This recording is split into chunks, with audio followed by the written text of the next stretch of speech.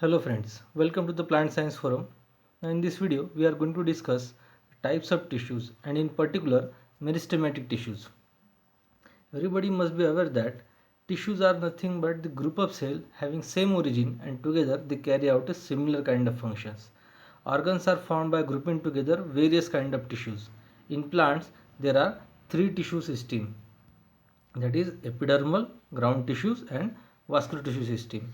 In this image you can see this green color represents the dermal tissue system, here in case of root, stem and leaves. This violet color represents a vascular tissue system, you can see in roots, stem and leaves. And the third one, yellow color, represents the ground tissue system, you can observe this in root, stem and leaves.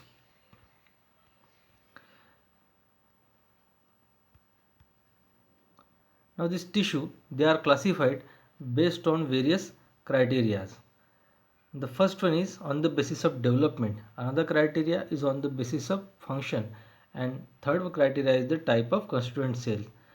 In the development type, it is again divided into two subcategories, meristematic and permanent.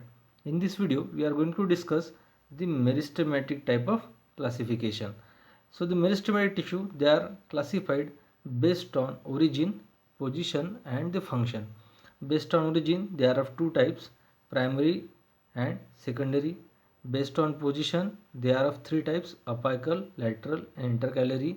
And based on function, there are again three types, protoderm, procambium and the ground tissues. Now this meristematic word, it is derived from the word meristos, meaning division, divisible. Now these are the cells, that is the meristematic cells or meristematic tissue. This is a group of cells which are in continuous state of division. Now they are similar in structure and without or little intercellular spaces. You can see in this diagram the cell are without intercellular spaces. Usually the meristematic tissues, the cell wall is made up of cellulose. They are oval, polygonal or rectangular in shape. This is the famous diagram for cell wall composition. Here you can see a representation of cellulose, which is a chief component of cell wall in case of meristematic cells. Now these are some of the characteristic features of meristematic cell.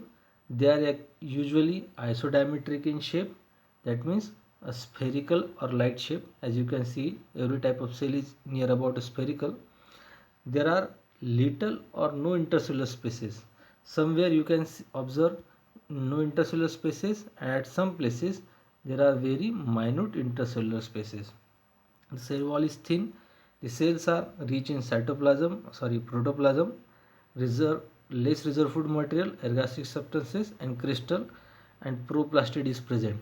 Proplastid, this word is a broad term and it constitutes amyloplast, chromoplast and chloroplast. If the organelle is meant for storage of food material, then it is a amyloplast, in particular starch. If it meant for color pigments, then it is a chromoplast, and if it is meant for photosynthesis, then it is a chloroplast. So these are three broad category of plastids, and they also constitute a large nucleus. Now let's discuss the classification of meristem based on origin. So based on origin, there are two categories, primary and secondary meristem. Now let's discuss first the primary meristem. Primary meristem is developed from embryonic stage of the plant. It is of two types and present at the apices, root apical meristem and shoot apical meristem. So this primary meristem tissue, after maturation and differentiation, it forms epidermis, cortex and pith or primary xylem and phloem. Whereas this secondary meristem, it is derived from the primary meristematic tissues and it is always lateral in position and it is responsible for the increase in girth, whereas the primary meristem is responsible for increase in height or primary developmental feature, but a secondary meristem is responsible for the increase in girth of plant. So they are of two types, vascular cambium and cork cambium. Here in this diagram you can see this is the developmental stages of dicotyledonous embryo, and here you can see at the apical position shoot apical meristem and root apical meristem, which is nothing but the primary meristem. And here you can see the lateral meristem, vascular cambium and cork cambium, which is responsible for the increase in girth. At the apical position, these are the shoot apical meristem and these are root apical meristem, and in lateral position vascular cambium and cork cambium. So this is the classification based on origin. Now let's see based on position. So based on position, the first category is apical meristem. Again, they are located at the growing tips. The growing tips are present at the apex of shoot or apex of root. So they are of two types, shoot apical meristem and root apical meristem. This green diagram represents the shoot apical meristem and this diagram represents a root apical meristem. So this apical meristem, it consists of two zones. One is promeristem, another is the meristematic zone. Promeristem contains a group initial cell and meristematic zone contains protoderm, procambium and ground meristem. You can see this in image. So here you can see a protoderm in case of shoot apical meristem, procambium and ground meristem. So this is the location for meristematic zone in case of shoot, whereas in case of root, here you can see a protoderm, ground meristem and procambium.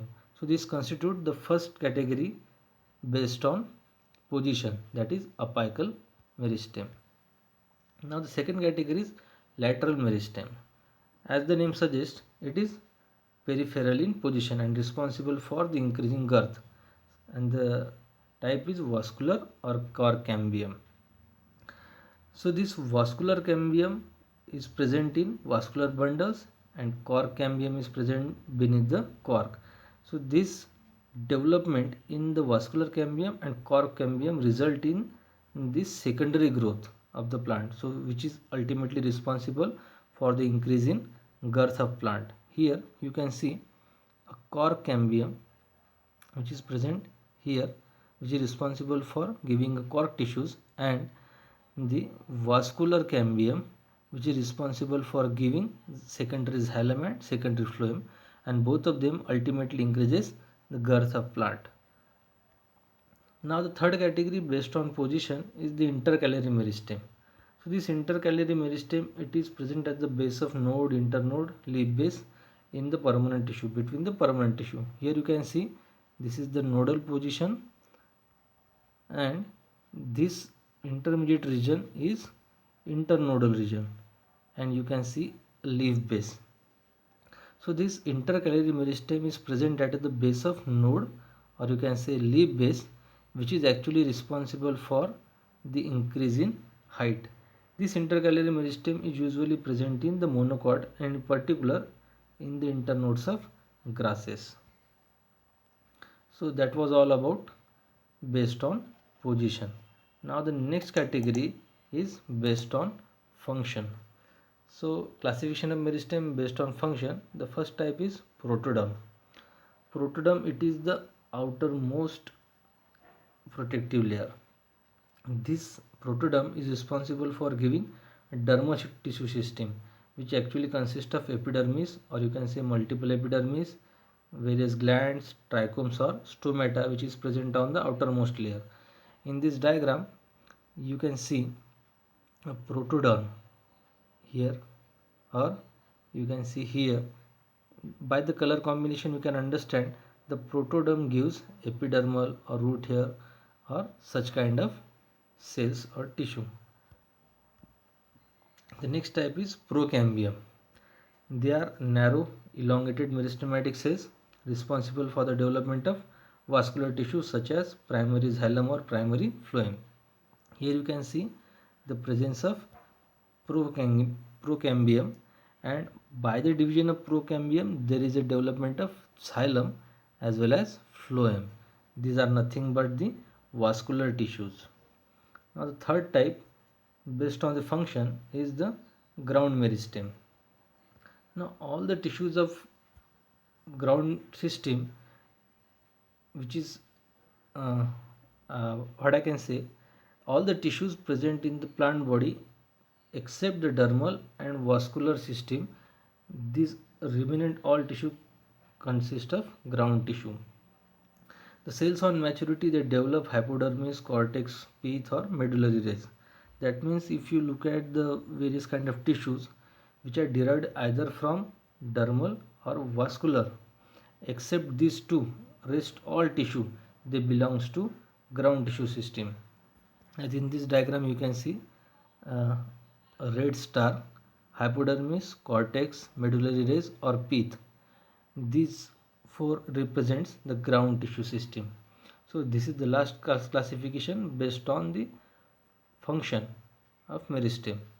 So just to summarize the last one, that is classification of meristem based on the function. Let's see. So protoderm, it gives rise to dermal tissues such as epidermis, stomata, hairs or trichome, etc. And the third category is the procambium, which gives vascular tissue such as xylem or phloem, and except these two, all the remnant cells either cholenchyma, parenchyma, which made the medullary rays, pith, etc. So they all constitute the ground tissue system. So this is all about the types of tissues, in particular meristematic tissues. I hope you understand the topic. If you have any question, please feel free to ask. Thank you.